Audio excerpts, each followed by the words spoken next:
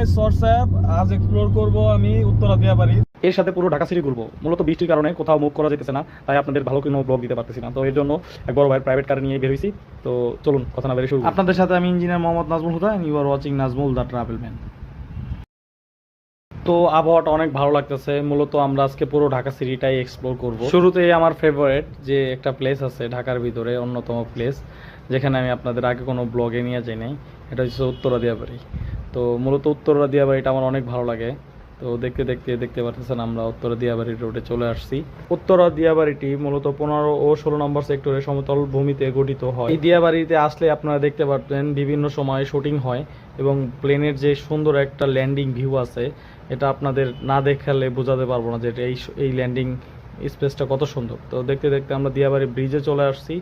তো ব্রিজটা অতিক্রম করে এখন আমরা মেট্রো রেলের দিকে যাইতেছি। মেট্রো রেলটা হওয়ার পরে দিয়াবাড়ির সৌন্দর্য আরও বেড়ে যায়।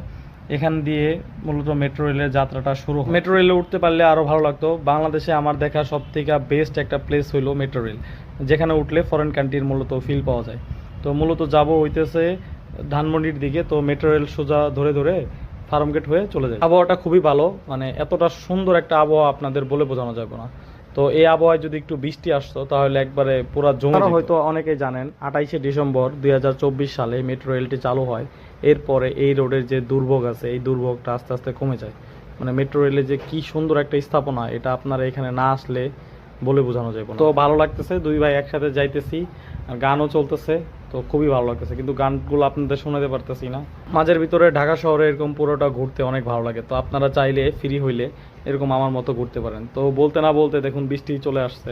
বৃষ্টির ভিতরে যে আবহাওয়াটা যে আরো কত ভালো লাগতেছে, এটা আপনাদের বলে বোঝানো যাবে না। মানে আমি খুবই হ্যাপি যে আজকে এরকম একটা টাইমে ঘুরতে বেরোইছি আর বৃষ্টি দেখতে দেখতে আমরা মিরপুর ডিএসএস এর দিকে চলে আসছি আগাইতে আগাইতে। এই রোডটায় মূলত জ্যাম নাই, তাই অতি দ্রুত চলে আসছি। এখন যাইতেছি পল্লবীর দিকে। তো পল্লবী হয়ে মিরপুর 10 হয়ে সোজা ফার্মগেট চলে যাব। ফার্মগেট যেতে হলে আমাদের মূলত এখান থেকে যেতে হবে এই রোড ধরে মেট্রো রেলের নিচ বরাবর। কিন্তু আমরা এখন মিরপুর ক্যান্টনমেন্ট এরিয়াতে আছি। তো ক্যান্টনমেন্ট এরিয়াটা অনেক সুন্দর। তো আপনারা চাইলে এই ক্যান্টনমেন্ট এরিয়া দিয়েও ঘুরে যেতে পারেন।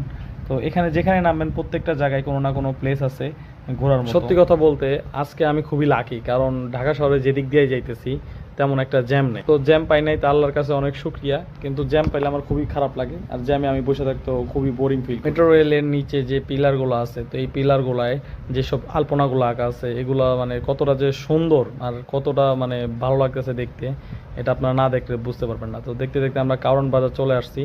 এখন যাইতেছি আমরা পান্থপথ KFC-তে যাব, মানে ওখান থেকে মূলত কিছু খাবো।